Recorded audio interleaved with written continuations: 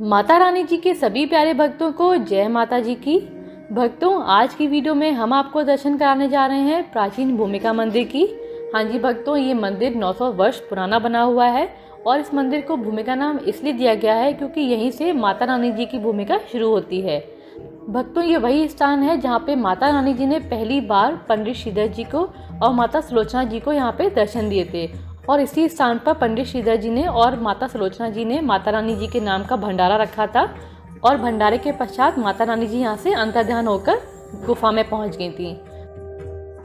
आप देख ही सकते हैं कि कितना दिव्य और अलौकिक मंदिर लग रहा है। आप जब यहाँ पहुँचेंगे तो आपको माता रानी जी के यहाँ पे होने की अनुभूति होगी क्योंकि यहीं से माता रानी जी ने अपनी यात्रा शुरू की थी। भक्तों, आपको बता दें कि ये कटरा शहर से लगभग 1.5 किलोमीटर की दूरी पर पड़ता है और आप यहाँ पर पैदल भी जा सकते हैं और आपको यहाँ पर पहुँचने के लिए टैक्सी या फिर ऑटो भी मिल जाएगा। क्योंकि बहुत सारे भक्तों को यहाँ के बारे में नहीं पता है, इसीलिए यहाँ पे भक्तों की बहुत ज़्यादा भीड़ देखने को नहीं मिलती है। इसीलिए हम आपको वीडियो के माध्यम से इस मंदिर के बारे में बताना चाहते हैं और आपसे निवेदन भी करते हैं कि आप जब भी माता रानी जी के दर्शन के लिए जाएं तो यहाँ पर दर्शन अवश्य करने के लिए जाएं। सामने आप देख सकते हैं कि यहाँ पे माता रानी जी की मूर्ति विराजमान है और ये जो मूर्ति है ये पंडित श्रीधर जी और सुलोचना जी ने खुद ही स्थापित की थी। तभी से लेकर आज तक इस मंदिर की पूजा अर्चना की जाती है और आज भी इस मंदिर की पूजा का दायित्व पंडित श्रीधर जी के वंशजों को ही मिला है और आज भी उन्हीं के वंशज यहाँ की पूजा अर्चना करते रहते हैं। और साथ में आप देख सकते हैं यहाँ पे पंडित श्रीधर जी और माता सुलोचना जी की मूर्ति भी स्थापित की गई है। इसी स्थान पर वो बैठकर माता रानी जी की पूजा अर्चना किया करते थे। इसी स्थान पर पंडित श्रीधर जी ने और माता रानी जी के नाम का भंडारा आयोजित किया था और उसी भंडारे के पश्चात ही माता रानी जी यहाँ से अंतर्ध्यान हो गई थी।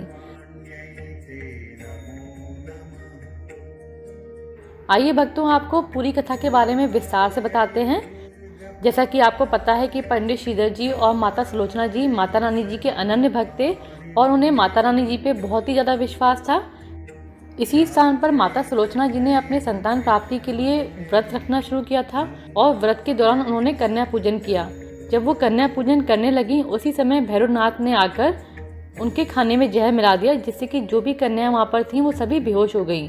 और इस दृश्य को देखकर जब माता सुलोचना जी ने और पंडित श्रीधर जी ने माता रानी जी को याद किया तो माता रानी जी वहाँ पर प्रकट हुई और माता रानी जी ने सुलोचना जी को बोला कि उठो, मैं आ चुकी हूँ।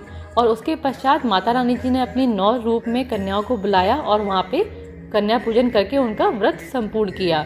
पर जाते समय उन्होंने माता सुलोचना जी से कहा कि अभी तुम्हारा व्रत पूरा नहीं हुआ है, आप यहाँ पर भंडारे का आयोजन कीजिए और सभी गांव वालों के साथ साथ आप भैरवनाथ को भी यहाँ पे भंडारे में अवश्य बुलाइए। उनके कहने पर ही पंडित श्रीधर जी ने और माता सुलोचना जी ने यहाँ पे भंडारे का आयोजन किया और जब भैरवनाथ जी उस मंदिर में आए तो उन्होंने मांस मंद्रा खाने की मांग की, जिस पर माता रानी जी ने उन्हें समझाया कि इस भंडारे में आपको शाकाहारी भोजन ही प्राप्त होगा।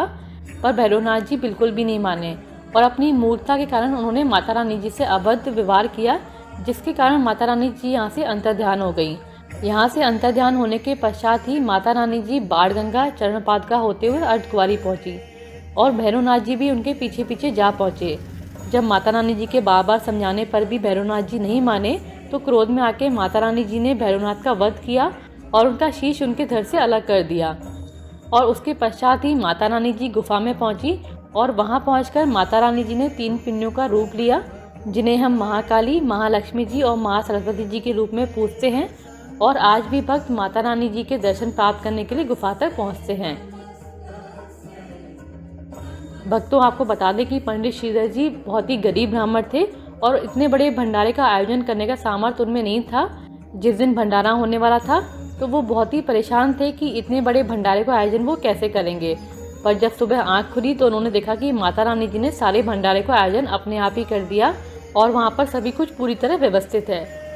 और जब गाँव वाले भंडारा खाने के लिए आने लगे तो भीड़ इतनी ज़्यादा बढ़ गई कि वहाँ पर बैठने की जगह ही नहीं थी। ऐसे में उनको लग रहा था कि इतने सारे लोग आ रहे हैं तो इनको हम कहाँ पर बैठाएंगे।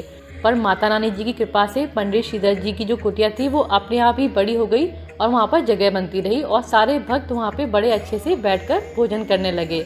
भक्तों, ये वही जगह है जहाँ पर भक्तों ने बैठकर माता रानी जी के नाम का भंडारा खाया था और आज भी कई सारे भक्त इस मंदिर में आकर कन्या पूजन करते हैं।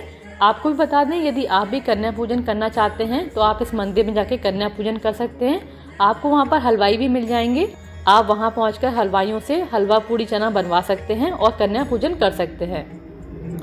भक्तों, जैसा कि आपको पता है कि माता रानी जी ने अपनी भूमिका यहीं से शुरू की थी, तो इस मंदिर की जो मान्यता है उसके हिसाब से हमारा निवेदन है कि आप जब भी माता रानी जी के दर्शन के लिए जाएं तो भूमिका मंदिर के दर्शन अवश्य करें और कोशिश कीजिए कि इस जानकारी को आप और भी भक्तों के साथ शेयर करें, ताकि और भक्तों को भी इसकी मान्यता के बारे में जानकारी मिले और वो सभी भक्त भी माता रानी जी के दर्शन करने के लिए वहाँ पर जा पाएँ।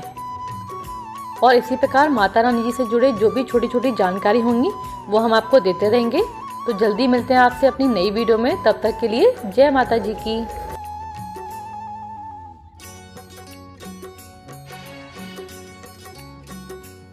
श्री माता वैष्णो देवी जी से जुड़ी किसी भी प्रकार की जानकारी प्राप्त करने के लिए आप हमारे व्हाट्सएप नंबर पर मैसेज कर या फिर कमेंट बॉक्स में कमेंट करके जानकारी प्राप्त कर सकते हैं।